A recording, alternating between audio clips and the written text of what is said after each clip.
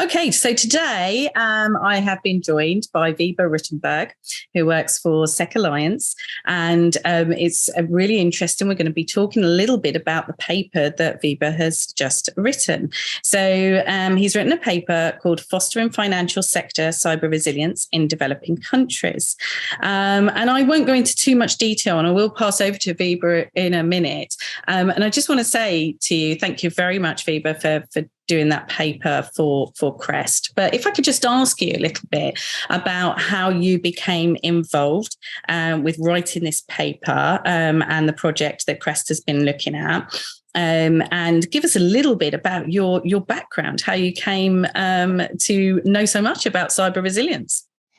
Thank you, Debbie. Thank you for inviting me, having this chat. I spent quite some time in central banking, I can say, and many years working on integration of payment markets in Europe, innovation, standardization, creating more competition. And working along the way for so many years, one element which came up more and more was the other side of the medal of more innovation, more competition, more digitalization. And that was, of course, the cyber risk and the resilience of established and new financial entities, the resilience against cyber attacks. So I turned more and more to that piece of work over the years, worked on cyber resilience strategy at the European Central Bank. And after leaving the European Central Bank, I thought, okay, what's next in my career, to put it like that? And I thought, okay, let's join a company which is working in this domain, SecAlliance, and bring the knowledge I have built up and the expertise I bring with me, say to the benefit of all, including following up on the request, writing a paper for CREST on, say, fostering cyber resilience in developing countries. I think that's a little bit in a nutshell, Debbie, the background of all this. Okay, that's brilliant. Thank you very much. And as I say, we're just going to talk a little bit about this paper today. So I wanted to ask you some questions around, what sort of things you were looking at and what sort of attributes you brought to the paper. Because obviously, I think one of the things that has come out in recent studies is shown that cyber resilience of financial entities in developing countries is relatively low. And it's leaving them exposed to cyber risks. So it's really important. And I think, the paper was aimed to audiences of authorities that could actually take a look at this and go, okay, what should I be looking at and how should I be taking these points on board? So, really looking in the entirety of the paper, one of the things that really came out was about how important threat-led penetration tests are. So could you talk a little bit around, why that is so important? Yeah, maybe just to start, it's about fostering cyber resilience for financial entities in developing countries, but I don't think we should present it as just a problem for developing countries. I think the problem, of course, of cyber resilience, the challenge of cyber resilience, I think is everywhere. But indeed, developing countries, they even have a bigger challenge to face. Especially in developing countries for the last years, say 5 to 10 years, a huge jump has been made into digitalization and financial inclusion. More and more digitalization has fostered much more financial inclusion over the last years, which is very good, which has brought a lot of, say, wealth and possibilities for the people in those countries. But of course, if you have financial entities, but also a population which is probably less educated and well prepared for cyber threats, that poses even higher risks, because especially in developing countries, if people lose their money because of cyber attacks or cannot make use of their money because of cyber attacks or data breaches, then of course that immediately affects their daily livelihoods. And that's why I think it's important, especially also to spend some special focus on developing countries. Having said that, yes, if we talk about cyber resilience and fostering cyber resilience, it's very popular then to immediately jump to threat-led penetration testing, intelligence-led red teaming, or how you would like to name it. And while this in itself, and we can discuss that a little bit further, of course, something very good to do, these kind of intelligence-led red team exercises. They are quite complicated, and I would say quite for the well-mature organizations, well-mature in the sense that they are really at a high level of cyber resilience. So before we jump onto the discussing whether or not and how to do threat penetration testing, I would just maybe do a step back first and to discuss a little bit, okay, but what kind of forms of testing do we have, and for whom, for what kind of organizations is that appropriate or not? What do you think, Debbie? Yeah, so I agree with you. So when you're looking at those organisations, you're looking at the cyber maturity, aren't you? First of all, of yes. those organisations. Yeah. So that is, and it's assessing those. So and you do cover about assessing that cyber maturity and what are the sort of things that people should really look at. And you covered 3 levels of cyber maturity, didn't you? So could you tell us a little bit about those? Yes, and let's first start. It all starts, of course, with what kind of cyber risk is an entity exposed. Say the inherent cyber risk, and of course, if you have a fully paper-based micro lending initiative, then the cyber risk, of course, is rather low, if existent at all. But of course, if you are, say, a bigger, complex financial entity offering your services via different channels, including mobile channels, then of course you make use of complex technology. You have different delivery channels, and also you play an important role in society. And then automatically you are in a much higher category of inherent cyber risk, which makes, say, the need of being resilient, of preparing yourself, the need for preparing yourself, the much more important. It all starts, Debbie, and this is no rocket science, with the basic cyber hygiene, of course. And also based on some research done by CREST in another context, it's very clear that many financial entities in the developing countries, but again, to be honest, also outside the developing world, but also in the Western world, many financial entities, they do not have always the basic cyber hygiene in place. And then we're just talking about the basic protection elements. So it's about firewalls, malware protection, patching, secure configuration, really the basic things. Everybody has to do that. Having said that, you refer to the different levels of cyber resilience, which are, say, defined by regulators across the globe. Indeed, there are 3: say the baseline, intermediate level, and the more advanced level. But it all starts, in fact, with the very first level is just the basic cyber hygiene. If you're an organization which play an important role in the financial system of your country, then the minimum that organization should fulfill is, say, the baseline of cyber resilience. And if you are having a more systemic important role, for example, if you're not able to perform your functions due of operational issues, maybe a cyber attack, and that's immediately felt by society as a big issue, then you automatically have to fulfill much higher say levels of cyber resilience, the intermediate or the advanced level. I can go into more detail about that, Debbie, if you wish, but maybe first I stop here to let you ask further questions.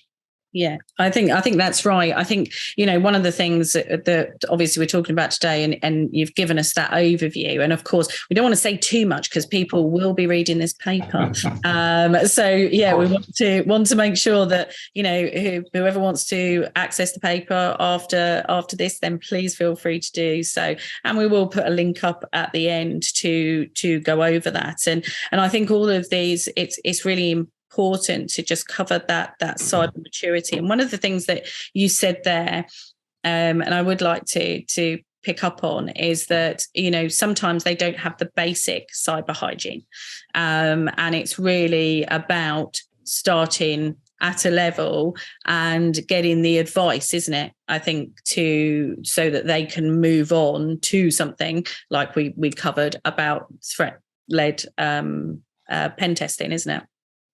Yes, and maybe I have to clarify a little bit more about these different different levels of cyber resilience, because I just realized that maybe I was not complete there. I think if you talk about basic cyber hygiene, and if you talk about cyber security, say in general, people automatically think about, okay, protection. I have to protect myself against, say, bad people or bad influence outside, and that's pretty it. Of course, that's not enough. You talk about protection in the context of, say, the basic things you have to do. Indeed, you have to protect, say, your perimeter of your organization. You have to make sure that, again, your malware protection is there, your firewalls are up to are just installed properly, password policy you have, etc. This is all about protecting, say, I would say the outer layer of your organization. But if you talk about resilience go much broader and much deeper. And resilience is about that you know what are the key elements, the key assets, the key, say, databases, the key systems of your organization, which always need to function, which always need to work properly, which always need to be protected.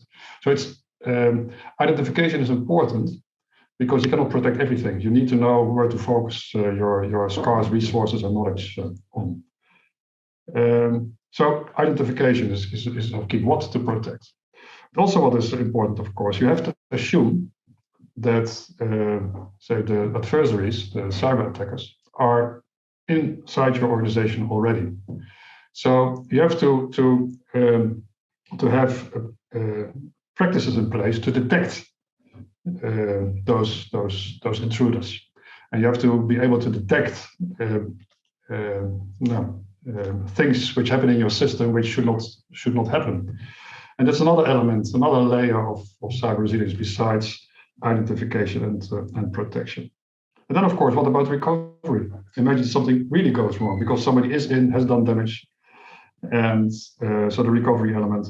And then you have the governance, because still too often is the case that cybersecurity is left to the IT department, and the poor boss of the IT department has to protect the organization, and does not have the required funds and the required people to do all this work.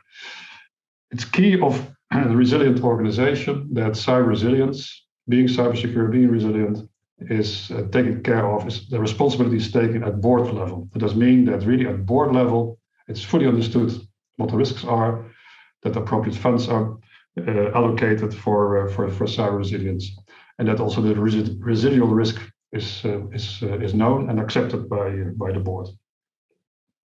Making that long story, completing that story, and then we also entered a little bit into the domain of testing, Debbie. Of course, you can do all these things. You can identify, you can protect, you can detect, recover, and you have your governance in place. But if you do not do any tests, then of course you don't know whether things work properly, and you are indeed well resilient.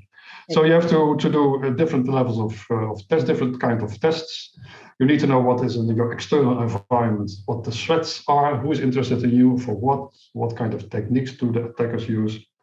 And that's, I think, key in all this. In the end, it's about learning and evolving, because you have to accept that one day you will have a breach, one day you will face issues you don't like too much, one day attackers are successful, and you just have to learn from these kind of experiences, or you have to learn from the experiences of others, and to continuously evolve to a higher level, better level of resilience. That probably is good to mention too. And according to these kind of risk management categories I just mentioned, you can then classify: are you more at the baseline level, the intermediate level, or the more advanced level? And that is so true. That is one of those things that it's definitely going to happen at some point. And it's about what you learn from that. and how you overcome it and what you need to do in your organization to build that resilience. And just, what I'd like to cover as well within the report, you've actually talked about the different kinds of testing as well, along vulnerability scanning and pen testing and threat-led penetration testing. So that is one of the things that you do cover in there. So and find that really interesting to see all that information. So that is great. So we've learned some really interesting things, Wiebe, as we've been talking through this. So towards the end of the report, obviously you talk about the considerations for authorities. So if there was one thing that you were going to say to those authorities that they really should concentrate on and be thinking about, what would you tell them? Yes, that's a very good point, because in the end, it's really about that. First, I think what is crucial to understand is that the different forms of testing, because the paper is really about testing. And while we have, say, the vulnerability assessment, which is a very basic forms of testing, highly automated often, then we have penetration testing, we have the desktop scenario-based testing, and then we have the threat-led penetration testing, the high-end form of testing. It doesn't make sense, and I think that should be realized by authorities, by supervisors, but also by financial entities, banks themselves, is that if you're not ready for the highest form of testing, threat-led penetration testing, then you should not do it.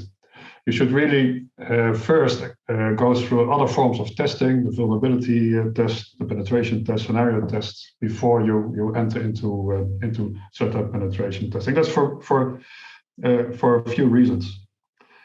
First, these kind of tests, so tests making use of external hackers, the threat-led penetration test makes use of external hackers, makes use of external threat intelligence providers, is making use of real life scenarios as seen in real life, how hackers attack certain organizations.